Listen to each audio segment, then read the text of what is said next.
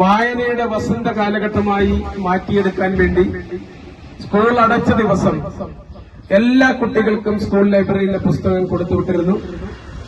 തുടർച്ചയായി ആ ലൈബ്രറിയിലെ പുസ്തകം വായിക്കുന്നുവെന്ന് ഉറപ്പുവരുത്താൻ അവർക്ക് വേണ്ടുന്ന പിന്തുണ നൽകിയിരുന്നു.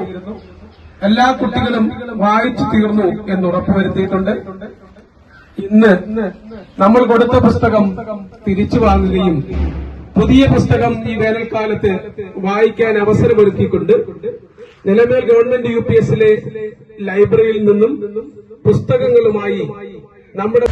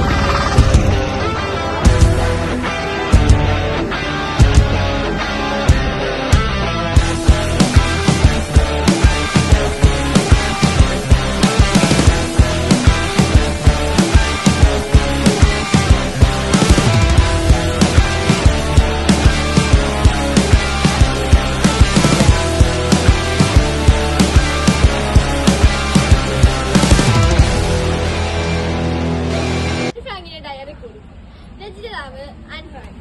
കലാശാല. ആൻ ഫ്രാങ്കിന്റെ ഡയറി.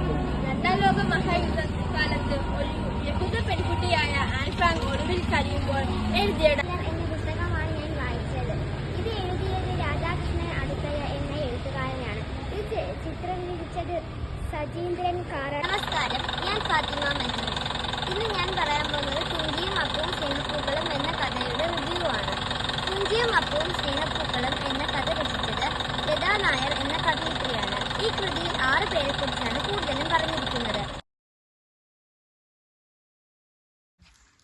നമസ്കാരം. തിരുവനന്തപുരത്ത് ഇക്കണോമിക്സ് യൂണിവേഴ്സിറ്റി കോളേജിലെ അസിസ്റ്റന്റ് പ്രൊഫസറായ ഡോക്ടർ ജോമൻ മാത്യു എഴുതിയ ഒരു പുസ്തകമാണ് കേരള ഇക്കണോമി. കേരളത്തിന്റെ വികസനാനുഭവം ലോകശ്രദ്ധയും അക്കാദമിക് താൽപര്യവും ആകർഷിച്ചു. കുറഞ്ഞ പ്രതിശീർഷ വരുമാനവും ഉയർന്ന മാനവ വികസന സൂചികയുമുള്ള കേരളത്തിന്റെ അതുല്യമായ വികസനാനുഭവം പുതുതായി ഉയർന്നുവരുന്ന സാമ്പത്തിക രാഷ്ട്രീയ അന്തരീക്ഷത്തിൽ ഉപരോധത്തിലാണ്. മധ്യസ്ഥ ആഗോളവൽക്കരണത്തിന്റെ ഗതിയിൽ സംസ്ഥാനത്തിന്റെ നമസ്കാരം. Heidi's years of wandering and learning.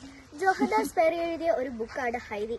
ബാലസാഹിത്യ കൃതികളിൽ ഏറ്റവും പ്രശസ്തമായ ഹൈദിയിലൂടെ നന്മ ചൊരിയുന്ന ഒരു പെൺകുട്ടിയും അപ്പൂപ്പനും പീറ്ററും ക്ലാരയും മഞ്ഞുമൂടിയ പർവ്വതനിരയും ആട്ടിൻകൂട്ടം.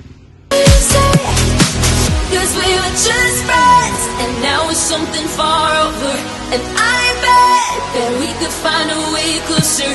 Never wanted to put all of this in your head, but I can't say that we're only friends.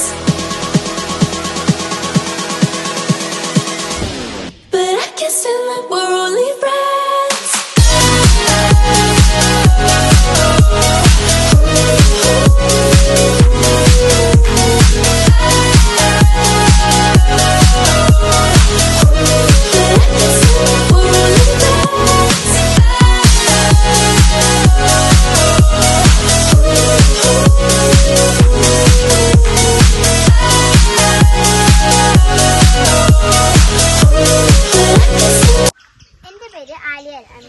എനിക്ക് അവധിക്കാലത്ത് വായിക്കാൻ കിട്ടിയ കഥാപുസ്തകത്തിന്റെ പേരാണ് ഹിക്കായത്തെ സൂഫി.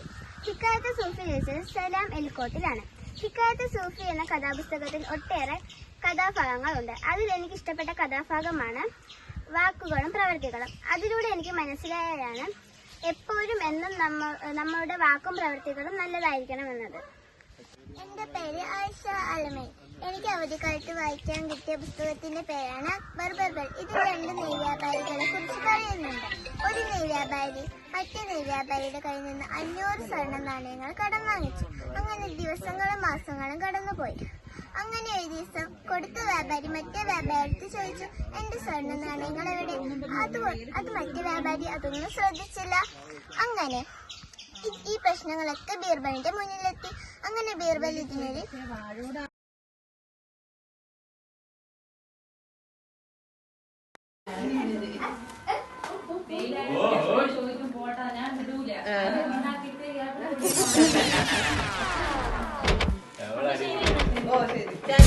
Don't hide your disappointment. There's fear in your eyes, there's fear in your heart. I know I've been a part of it. I've neglected the time and the anger inside. Now I've seen what you've become, and I want nothing to do with you now. The trouble of it all is that you never will stop all your pretending. You know this will end somehow. You might as well enjoy it. Nothing that you say or do will change a thing for you. Only ഇത് കുട്ടികളുടെ അവകാശം, കടമ, അവരുടെ ആവശ്യങ്ങൾ, മാതാപിതാക്കൾ അവർക്ക് നൽകേണ്ട സ്നേഹം, കരുതൽ, സഹായം ഇതൊക്കെയാണ് ഈ പുസ്തകത്തിൽ പറയുന്നത്. ഈ പുസ്തകം നല്ല ശീലവും മൂല്യങ്ങളും പഠിപ്പിക്കുന്നു. ഈ പുസ്തകം നൽകുന്ന പ്രധാന സന്ദേശം നല്ല മനുഷ്യനായി വളരണം എന്നാണ്. ലളിതമായ ഭാഷയും ചിത്രങ്ങളും ഉള്ളതിനാൽ ഈ പുസ്തകം വായിക്കാൻ എളുപ്പമാണ്. എല്ലാ കുട്ടികളും ഈ പുസ്തകം വായിക്കണം. നമസ്കാരം, എന്റെ പേര് ആയിഷ അർസബി. എനിക്ക് കിട്ടിയ പുസ്തകം 2 ഡൈനിങ്. അധ്വാനശീലരും അതേസമയം തന്നെ ജന്മിമാരുടെ അടിമകളുമായ കുട്ടനാടൻ കർഷക തൊഴിലാളികളുടെ ജീവിതകഥ പറയുന്ന കുട്ടനാടിന്റെ ഇതിഹാസമായ തകഴി ശിവശങ്കര പിള്ളയുടെ 2 ഡൈനിങ് എന്ന നോവലിനെ കുറിച്ചാണ് ഞാനിവിടെ പറയാൻ പോകുന്നത്. പകരന്തിയോളം പാടങ്ങളിൽ പണിയെടുത്ത് കതിർ വിളയിപ്പിക്കുന്ന അവശരും മർദ്ദിതരുമായ കുട്ടനാടിലെ കർഷക തൊഴിലാളികൾ വർഗബോധത്തോടെ ഉണർന്നെഴുന്നേറ്റ് ചൂഷണത്തെ പരാജയപ്പെടുത്തുന്ന സന്ദർഭങ്ങളും. എൻ്റെ പേര് ആയിഷ അന്നാര. നേരമേൽ ഗവൺമെൻറ് സ്കൂളിൽ 2ാം ക്ലാസ്സിൽ പഠിക്കുന്നു. എനിക്ക് കിട്ടിയ പുസ്തകത്തിൻ്റെ പേര് പ്രകൃതിയിലെ സസ്യങ്ങൾ. അത് എഴുതിയത് ശ്രീജ കെ എന്ന അധ്യാപികയാണ്. വിവിധയിനം സസ്യങ്ങളെക്കുറിച്ച് പഠിക്കാൻ പറ്റി, ഔഷധ സസ്യങ്ങളെക്കുറിച്ച് പഠിക്കാൻ പറ്റി. എനിക്കിഷ്ടപ്പെട്ട ഭാഗം പുഷ്പിക്കുന്ന സസ്യങ്ങൾ. Thank you. റയ്യ. എൻ്റെ പേര് റയ്യ ഫാത്തിമ. എൻ്റെ അവധിക്കാലം മധുരമാക്കി പുസ്തകമാണ് സസ്യലോകം. ഈ പുസ്തകത്തിൽ ഇന്ന് എനിക്ക് കിട്ടിയ മധുരമായ അറിവുകളാണ്. ഈ പുസ്തകം എഴുതിയിട്ടുള്ളത് പ്രൊഫസർ എസ് ശിവദാസാണ്. എനിക്ക് ഇതിൽ ഏറ്റവും ഇഷ്ടപ്പെട്ടത് ഇതാ ഒരു അത്ഭുത ലോകം എന്ന 1ാമത്തെ. ഞാൻ 6C പഠിക്കുന്നു. എനിക്ക് കിട്ടിയ പുസ്തകത്തിന്റെ പേര് പഞ്ചതന്ത്രം. ഈ പുസ്തകം എഴുതിയിട്ടുള്ളത് വിഷ്ണു ശർമ്മ.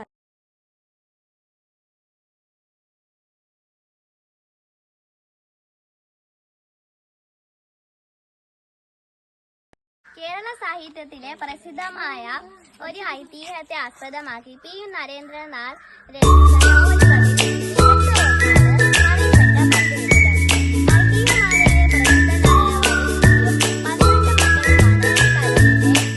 ഇതിവൃത്തം.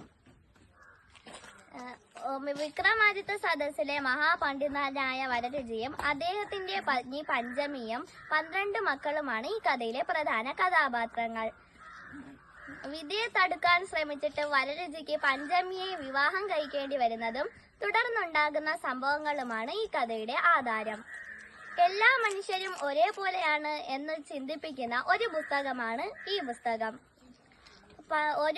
ഒരേ മാതാപിതാക്കളിൽ നിന്ന് ജനിച്ചിട്ട് 12 വ്യത്യസ്ത ജാതികളിലും വ്യത്യസ്ത തൊഴിലുകളിലും വളർന്നു വരുന്നു. എന്റെ പേര് ഹാനിയ ഹസൻ. ഞാൻ ഈ വെക്കേഷന് വായിച്ചത് നങ്ങേലിയും മാതനും എന്ന ചെറുകഥാ പുസ്തകമാണ്. ഇതിൽ വളരെ രസകരമായ 3 ചെറുകഥകളാണ് ഉള്ളത്. വിളമ്പിക്കാക്കയുടെ സ്നേഹം, കോക്കാച്ചിയും കൂട്ടുകാരും, നങ്ങേലിയും മാതനും എന്നീ കഥകളാണ് ഉള്ളത്. കണ്ടൻ പൂച്ചയിൽ നിന്ന് രക്ഷപ്പെടുത്തിയ അപ്പനോടുള്ള വിളമ്പിക്കാക്കയുടെ സ്നേഹമാണ് ആദ്യത്തെ കഥയിലുള്ളത്. കൊൽക്കാച്ചക്കാട്ടിലെ കശുമാരെ താമസമാക്കിയ ഫിഗറിനെ ഉറ്റമിത്രമാക്കിയ കുട്ടിസംഘം. എന്റെ പേര് സുഹൈൽ. ഞാൻ വായിച്ചത് ഉറങ്ങുന്ന സുന്ദരി എന്ന പ്രസിദ്ധമായ ഒരു നാടോടി കഥയാണ്. അതിൽ പ്രധാനമായും പറയുന്നത് ഒരു രാജ്യത്തെ രാജാവിനെയും രാജ്ഞിക്കും ഏറെ നാളത്തെ കാത്തിരിപ്പിന് ശേഷം ഒരു സുന്ദരിയായ പെൺകുഞ്ഞ് ജനിച്ചു. ആ കുഞ്ഞിന്റെ ജ്ഞാനസ്നാന കർമ്മം നടത്തുന്നതിനു വേണ്ടി ആ രാജ്യത്തെ പ്രജകളെയും ദേവതമാരെയും കൊട്ടാരത്തിലേക്ക് ക്ഷണിച്ചു. ഒരു ദേവതയെ മാത്രം ക്ഷണിക്കാൻ പറ്റിയില്ല. എന്നാൽ ക്ഷണിക്കപ്പെടാത്ത ദേവത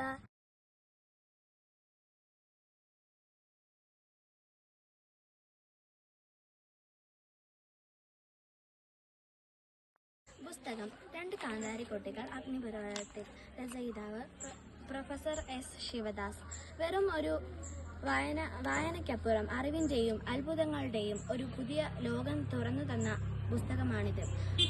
ശാസ്ത്രത്തെ ഇത്രയും രസകരമായ കഴിയുമെന്ന് ഈ കൃതി വായിച്ചപ്പോഴാണ് എനിക്ക് ബോധ്യമായത്. ഈ പുസ്തകത്തിന്റെ പ്രധാന